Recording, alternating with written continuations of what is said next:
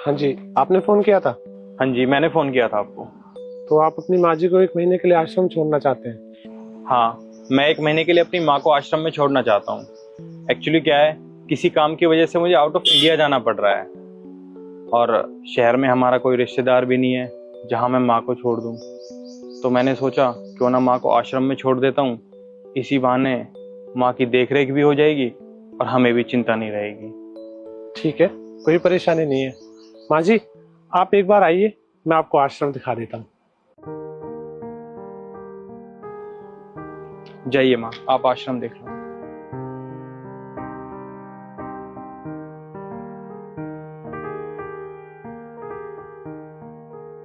देखिए, ये ना बहुत अच्छा आश्रम है। आपको यहाँ पर कोई भी दिक्कत नहीं होगी। वहाँ पे रसोई है, वहाँ पे सब खाना बनाते हैं। और यहाँ पे उपचार केंद्र, किसी को कोई भी दिक्कत हो यहीं पे इलाज हो जाता है। और रहने का स्थान उस तरफ है। और ये देखिए, यहाँ पे सब सब्जियां उगाते हैं मिलकर।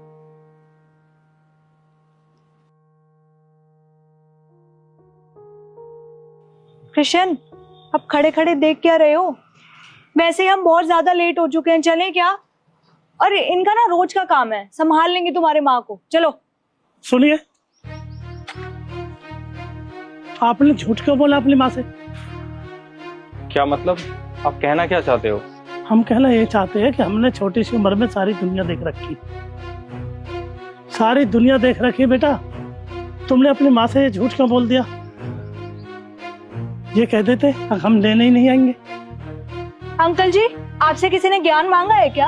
और वैसे भी ये हमारा फैमिली मैटर है, पर्सनल मैटर है, आप क्यों बीच में बोल रहे हैं? और तुम क्या खड़े होके सुन रहे हो? चलो। किशन बेटा, ये आश्रम बहुत अच्छा है, मुझे यहाँ रहने में कोई दिक्कत नहीं है। पर हाँ देख, तू मुझे यहाँ छोड़कर तो जा रहा है, पर मनमानी मत करना, गाड़ी थोड़ा धीरे चलाना और बहू के साथ झगड़ा मत करना और खाना भी समय से खा लेना बेटा। ठीक है माँ, आप मेरी चिंता मत करो और रिद्धि का भी मैं ध्यान रखूंगा, बस आप अपना ध्यान रखना। अब आपका हो गया हो तो जाए हम? हाँ बेटा, चलो।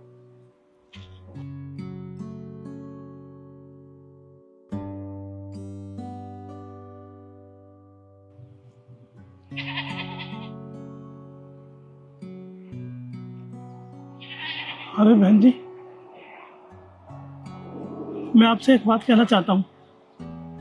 मुझे पता है कि आप मुझसे क्या कहोगे, यही ना कि मेरे बच्चे अब मुझे लेने नहीं आएंगे। हाँ, और फिर भी आपने इतनी बात सुनते हुए भी फिर भी आपने उन्हें जाने दिया।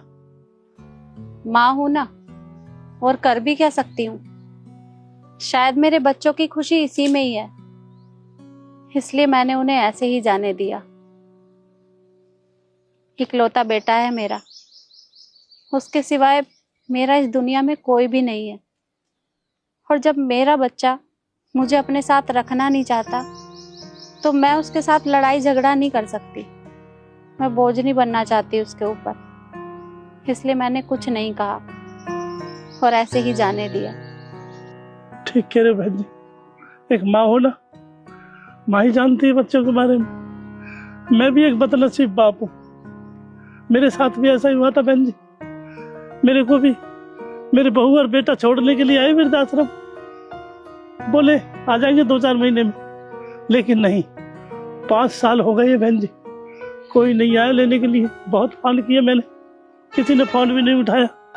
और आज यहीं रहता हूँ, भगवान से हित लगा लिया बहन जी, भजन करता हूँ, यहीं रहता हूँ वृद्धाश्रम में, कोई नहीं आया लेने। तो इसलिए कहता हूँ बहन जी, अब यहाँ कोई नहीं आएगा आपको लेने। अब बस भगवान के भजन करो और चलो अंदर। ये बात ना कहने में बहुत आसान लगती है, पर इतना आसान है नहीं। अपने बच्चों के बगैर रहना किस माँ बाप को अच्छा लगता है? जिस बच्चे को पाला पोसा, पढ़ा लिखा कर इतना बड़ा किया मैंने, आज वही बच्चा मुझे यहाँ वृद्धाश्रम में छोड़कर चला गया। मैं आपको बता भी नहीं सकती कि इस माँ के ऊपर क्या बीत रही है। मैंने कभी नहीं सोचा था कि मेरा बच्चा मुझे यहाँ वृद्धाश्रम में छोड़कर जाएगा। कभी नहीं सोचा था मैंने। जिस बच्चे के लिए मैं इतनी मेहनत करती रही, मैंने सोचा था कि बुढ़ापे में वो मेरा सहारा बनेगा, पर ये कभी नहीं सोचा था कि वो बच्चा मुझे यहाँ छोड़ जाएगा। नहीं सोचा था मैंने, पर माँ हूं, हार चुकी हूं। अब लड़ाई करने की हिम्मत नहीं है मेरे अंदर, और ना ही मैं अपने बच्चों के ऊपर बोझ बनना चाहती हूँ। इसलिए मैंने कुछ नहीं कहा, चुपचाप उसके साथ यहाँ आ गई। और करूँ भी क्या, कुछ नहीं कर सकती। बहुत कुछ कह दिया बहन जी आपने, बहुत कुछ कह दिया। यही बात तो चिंता खाई जा रही है हमको भी। अरे हमने क्या किया था, पर इतना जरूर है बहन जी, ये हमारा दिल गवाही देता है। हमारा दिल कह रहा है जैसे आज हमारे बच्चों ने हमारे साथ किया, वैसे ही इनके बच्चे इनके साथ करें, जरूर करेंगे बहन जी। कल इनके बच्चे भी जवान होंगे, पढ़ेंगे लिखेंगे, ब्याह शादी होंगे, तब इन्हें पता चलेगा।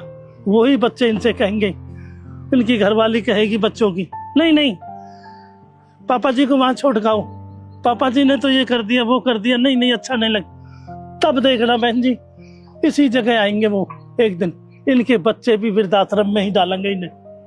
ये मेरा दिल कहता है बहन जी।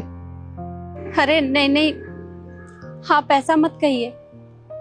मैं अपने बेटे से बहुत प्यार करती हूँ, और मैं नहीं चाहती कि आगे चलकर मेरे बेटे के साथ भी ऐसा ही कुछ हो। इसलिए आप मेरे बेटे के बारे में ऐसा मत बोलिए। अरे नहीं नहीं बहन जी, आप नहीं बोल रही, आपका मोह माया का जाड़ बोल रहा है, मेरे को पता है। मैं दिल से कह रहा हूँ बहन जी, मैं समझ गया, कोई किसी का नहीं है, सब बनी बनी का। हमने क्या कमी की थी पढ़ाने में लिखाने में? इन हाथों से मैंने लेबरी की है, वो दूसरी मंजिल से तसला ढोए मैंने, वो रोड़ी कलेसर ढोया मैंने, पढ़ाया लिखाया, चलो बड़ा अफसर बन गया, विदेश में जाता, और आज भूल गया। बहू के चक्कर में लोग नहीं विदेश जा रहे हैं, यहाँ छोड़ दो, ऐसे ही मेरे से कह के गए थे। अब मैं विश्वास नहीं करता किसी पे, बस भगवान पर भरोसा करो बहन जी। अब यहीं रहो, मुश्किल आएंगे अब नहीं आ सकते। अब बहुत हो गया बहन जी, अब चलो अंदर चलते हैं, मैं आपको आश्रम दिखाता हूँ। चलिए चलो बहन जी।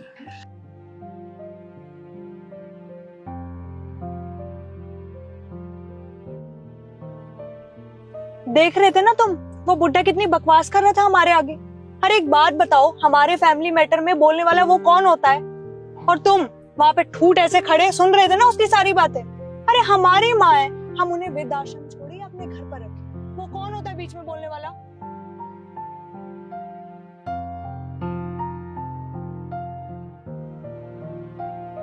अरे हर एक महीने में फोन खटका देंगी मेरे पास कि मेरे बेटे को भेजो लेने के लिए। अरे बस कर रिद्धी यार, चुप हो जा। मैं तेरे आगे हाथ जोड़ता हूँ। जैसे तूने कहा मैंने वैसा किया ना। तूने कहा मुझे गांव में नहीं रहना, तो हम शहर में आ गए। तूने कहा मुझे माँ के साथ नहीं रहना, तो मैंने माँ को आश्रम में छोड़ दिया। अब क्या चाहती है?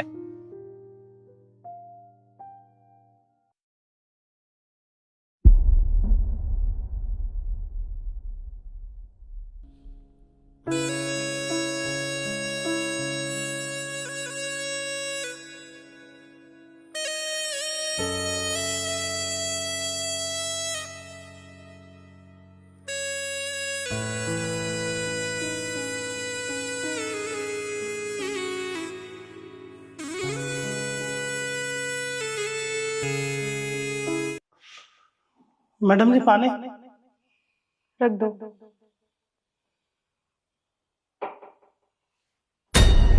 अरे रिद्धि बेटा तू?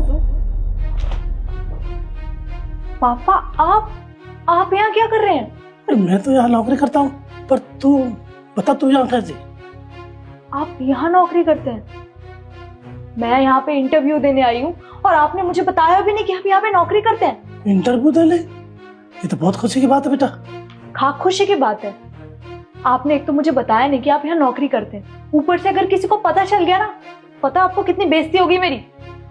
अरे तू ऐसे कैसे बोलती है बेटा, तू नाराज क्यों होती है? तू कहे तो मैडम बहुत अच्छी है, मैं तेरी सिफारिश करूं?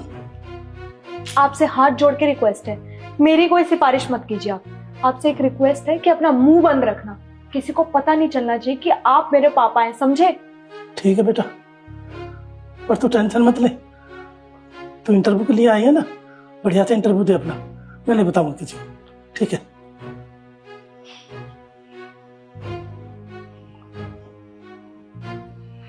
ओह गॉड, ये बड़ी आफत है। हाँ तरुण, बाहर जो लड़की बैठी है उसे अंदर भेजो। जी मैडम। ठीक है। मैडम जाइए आप। जी।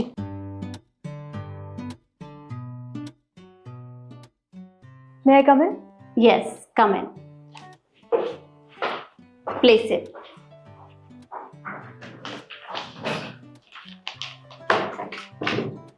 This is my CV, you can check. Okay.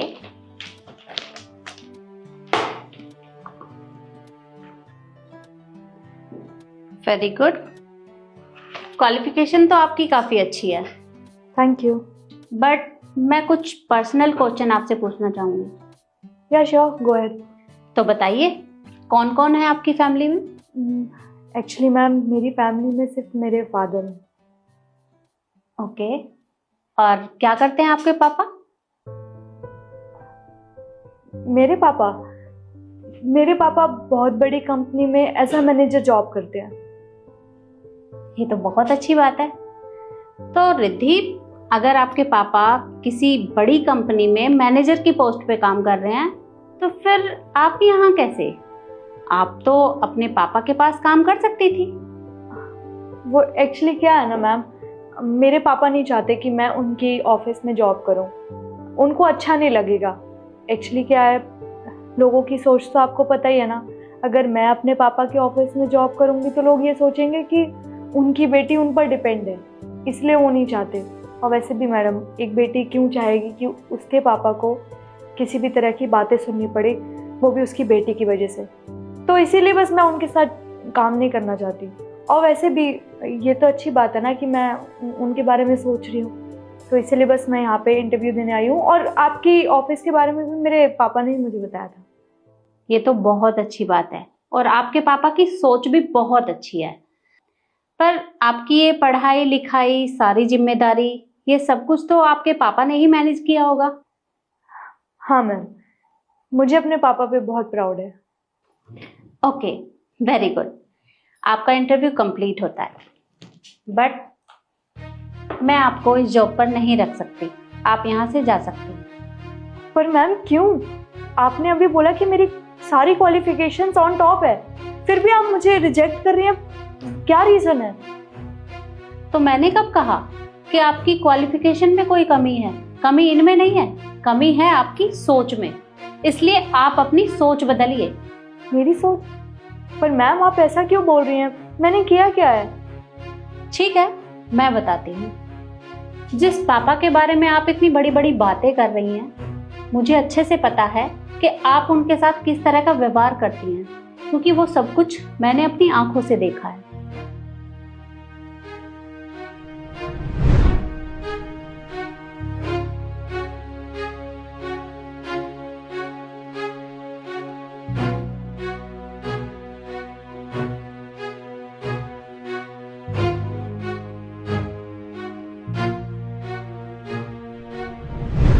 तो मिस रिद्धि, आप मुझे एक बात बताइए, अगर आप मुझे ये बता देती कि आपके पापा हमारी ही कंपनी में काम करते हैं, तो उसमें क्या गलत होता? कुछ भी नहीं।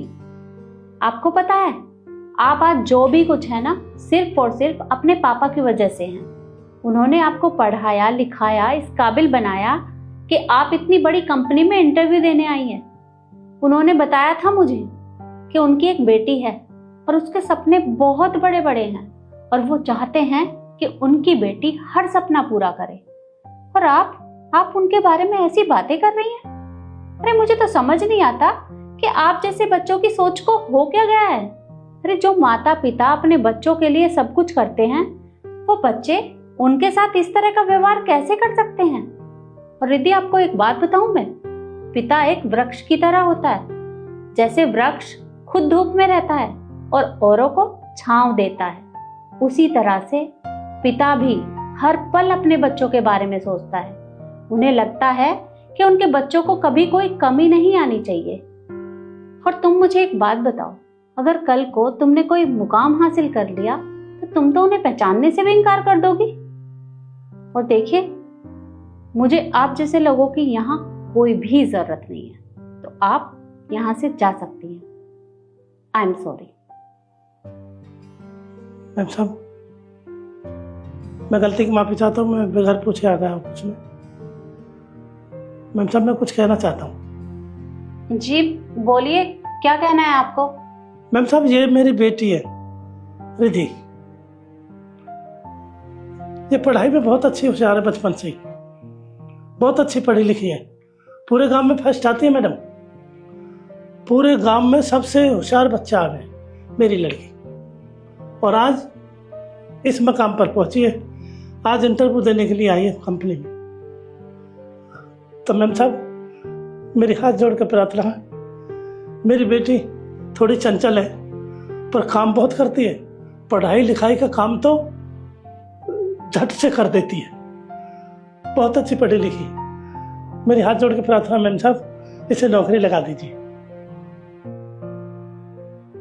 देखा तुमने, ये हैं तुम्हारे पिता, और तुम इनसे इस तरीके से बात करती हो। अरे ये अभी भी तुम्हारे बारे में ही सोच रहे हैं। इन्हें अच्छे से पता है कि तुम इनके साथ किस तरह का व्यवहार करती हो, उसके बाद भी। और अब मुझे लगता है कि तुम्हें इनसे माफी मांगनी चाहिए, वो भी अभी। जी मैम।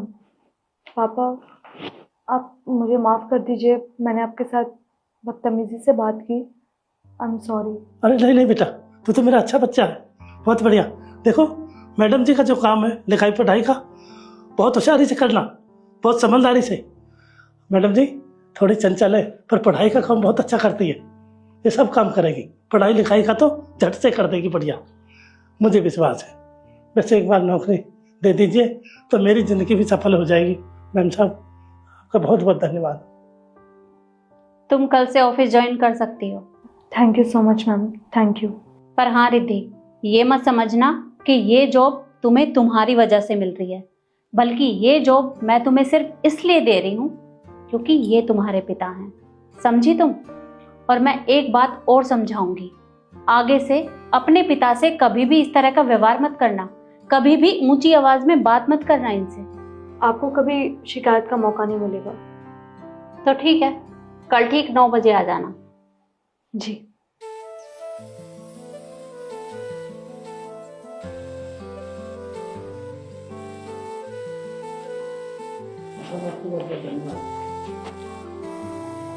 कोई बात नहीं काका, आप जाइए और अपना काम करिए।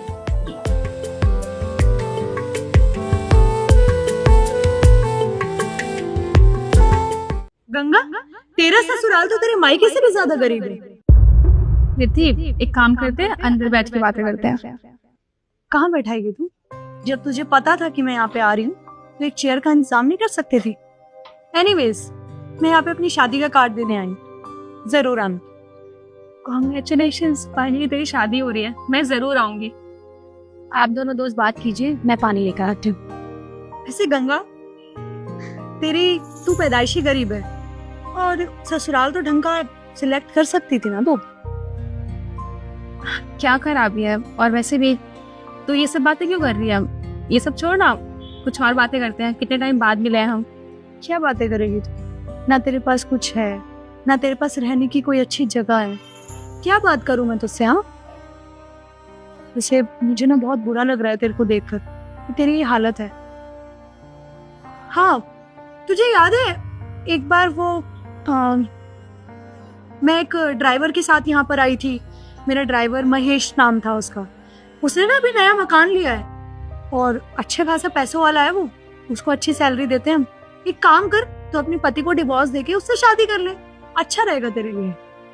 किसकी शादी की बातें हो रही हैं? वो इसलिए मैं नव्या किसी की शादी की बात नहीं हो रही, वो अपनी बता रही थी कि शादी होने वाली है उसकी। नहीं, मैं टैप वाटर नहीं पीती, थैंक यू।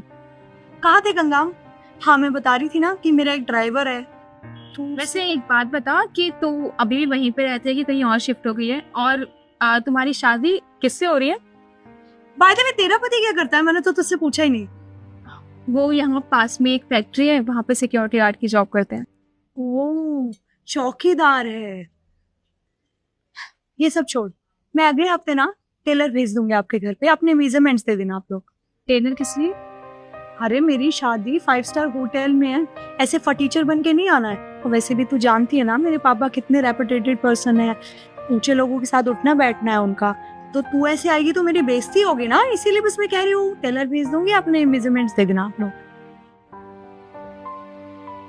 अरे आप आ गए, इससे मिलिए, ये मेरी क्लास की दोस्त है रिद्धि, अपनी शादी का कार्ड देने आई थी। और रिद्धि, ये मेरे हाँ पता है, एक चौकीदार है। वैसे गंगा, तुमने अपने दोस्त पे यहाँ बाहर क्यों खड़ा कर रखा है? इन्हें अंदर ले चलो, कुछ खिलाओ पिलाओ इनको। नो थैंक यू, मुझे कुछ नहीं खाना। वैसे भी मेरे इतने बुरे दिन नहीं आया गंगा कि मैं चौकीदार के घर का खाना खाऊं। बस करो रिद्धि, तुमने बहुत बोल लिया, मैंने बहुत सुन लिया। तुम कहना क्या चाहती हो? एक बात बताओ, तुम यहाँ पे अपनी शादी का कार्ड देने आई हो या मुझे नीचा दिखाने आई हो? तुम्हारा कोई हक नहीं बनता है कि तुम मेरे पति या मेरी दीदी की बेइज्जती करो। ये मेरी पर्सनल लाइफ है और उसमें इंटरफियर करने की तुम्हें कोई जरूरत नहीं है। अपने काम से काम रखो, समझ में आई बात? इतना बुरा क्यों लग रहा है गंगा तुम्हें? मैंने तो कुछ भी ऐसा एक्स्ट्रा नहीं बोला कि तुम इतनी हाइपर हो रही हो। अरे तुम्हारा पति चौकीदार है तो उसको चौकीदार ही बोला जाएगा ना। हाँ ऑब्वियसली, इसमें गलत भी क्या है? अब वो चौकीदारी करते हैं तो उन्हें तुम बोल सकती हो, कम से कम वो खुद कमा के खाते हैं, तुम्हारी तरह अपने घर पे बैठ के हराम की कमाई नहीं खाते हैं। और वैसे भी मैं तो पूछना भूल ही गई कि शादी में तुम्हारे जो पापा है नए वाले, वो भी आ रहे हैं कि बस तुम्हारे जो पुराने वाले पापा है वही आएंगे? क्योंकि तुम्हारी मम्मी का तो डाइवोर्स हो गया है ना, उनकी तो दूसरी शादी भी हो चुकी है। अपनी जबान संभाल कर बात कर, क्या बोले जा रही है तू? अच्छा, मैंने तुम्हारी फैमिली के बारे में बोला तो तुम्हें बुरा लग गया, और तुम मेरी फैमिली के बारे में कुछ भी बोलो, मैं सुनती रहूं? कोई बात नहीं नव्या, वो तुम्हारी दोस्त है और दोस्त से इस तरीके से बात नहीं करते। दीदी मुझे पता है कि वो मेरी दोस्त है, पर उसे कोई हक नहीं बनता है आपकी या मेरे ससुराल की बेइज्जती करने का।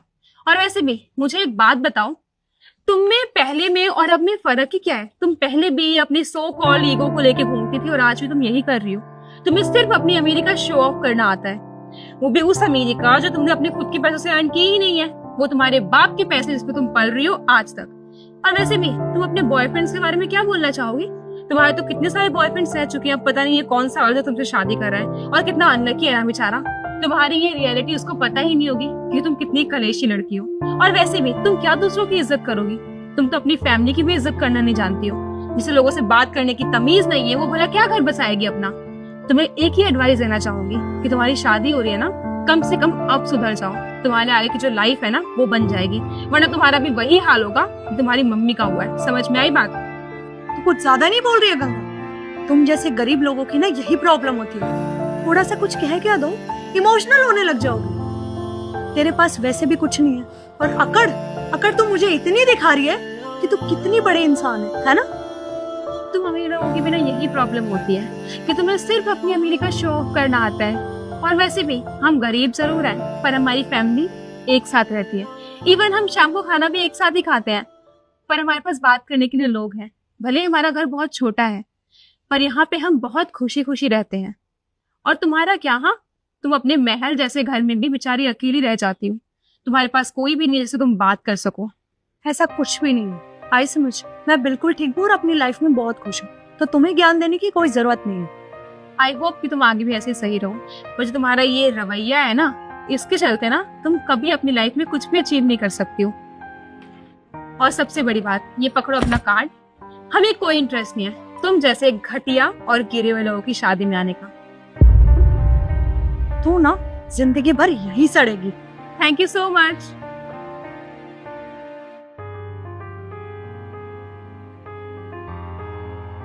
आप एक काम कीजिए, कपड़े चेंज कर लीजिए, मैं लगाती हूँ खाना। साहब जी मेरे पास कुछ पैसे हैं। साहब जी मेरे को बहुत ज्यादा भूख लगी, आप अंदर से मेरे को लिए मेरे खाने के लिए कुछ दे दोगे? अरे जब आपके पास पैसे हैं तो आप अंदर खुद चले जाइए और खुद खाना खा लो। नहीं साहब, मैं अंदर नहीं जा सकता। अंदर नहीं जा सकता? क्यों? नहीं साहब, मैं अंदर नहीं जा सकता। मेरे को धक्के मार कर बाहर निकाल दिया। बाहर निकाल दिए? लेकिन ऐसा क्यों किया उन्होंने? वो मेरे कपड़े ऐसे है ना साहब, मेरे कपड़े भिखारी निकले से फटे पड़े, तो ऐसे सोचा कोई भिखारी होगा। मेरे पास मैं पैसे दे रहा हूँ फिर भी मेरे को खाने को नहीं देते साहब, मेरे को बाहर निकाल दिया। अरे ऐसा हो ही नहीं सकता, हमारा स्टाफ ऐसा कर ही नहीं सकता। जरूर आपके साथ कोई गलत फहमी हुई है। मेरे विश्वास करो साहब, मैं सच बोल रहा हूँ। मेरे खाने के लिए कुछ दे दो साहब, मेरे को दिला दो साहब कुछ खाने के लिए, मेरे को बहुत भूख लगी। आप एक काम करो, आप अंदर जाओ और खाना लो। साहब वो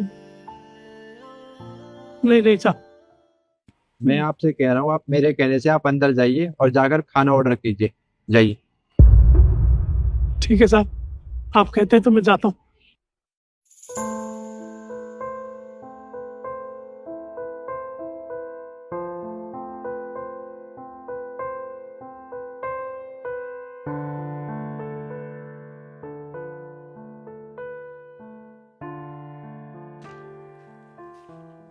साहब बहुत जोर से भूख लगी है, कुछ खाने के लिए दे दो ना।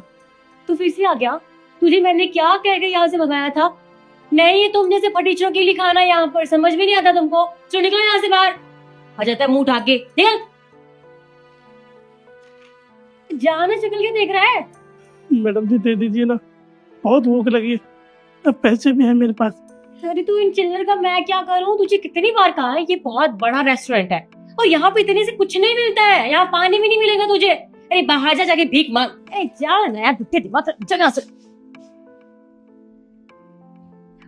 Good morning sir. Good morning तो ठीक है, लेकिन क्या कर रहे हो तुम इनके साथ? सर मैं कोई बदतमीजी नहीं कर रही हूँ। अरे ये बहुत देर से परेशान कर रहे हैं यहाँ पे, दिमाग खराब कर रहे हैं मेरा। और ये भीख मांग रहे हैं यहाँ पे, कह रहा है मुझे कुछ खाने को दे दो। सर आप अच्छे से जानते हैं यहाँ पर बहुत अच्छे अच्छे लोग आते हैं, अगर वो देखेंगे इस तरह के लोग यहाँ आते तो कैसा इम्पैक्ट पड़ेगा। वो चले जाएंगे यहाँ से। कितनी बदबू आ रही है सर इससे। ये भिखारी है, इनके हाथ में पैसे हैं और तुम्हें भिखारी लगते हैं। ये यहाँ पर खाना खाने आए थे और तुमने इन्हें यहाँ से भगा दिया। जब मैं अंदर रेस्टोरेंट में आ रहा था तो ये मुझसे बोले कि मेरे लिए खाना ले आइए। मैंने पूछा कि आप जाकर क्यों नहीं खा लेते, तो मुझसे कहने लगे कि मुझे भगा दिया। मैं कहा ऐसा हो ही नहीं सकता, इसलिए मैंने इन्हें अंदर भेजा ताकि मैं देख सकूं कि मेरे पीछे से मेरे रेस्टोरेंट में होता क्या है। और तुम इनके साथ बदतमीजी कर रही थी, इन्हें रेस्टोरेंट से बाहर निकाल रही थी। क्यों? ये खाना नहीं खा सकते यहाँ पर? सर मान लिया इनके पास पैसे है, लेकिन आप देखिए तो सही कितने पैसे हैं इसके पास। ये 50 रुपए के लेकर आ गया है सर, इतने में कुछ नहीं मिलता। और सर अगर मैं इनको बैठा देती तो यहाँ पर जो लोग आते हैं वो क्या सोचेंगे, और हमारे की रेपुटेशन का क्या? रेपुटेशन? अरे ऐसी रेपुटेशन का क्या करेंगे हम? जो कोई इंसान यहाँ से भूखा चला जाए।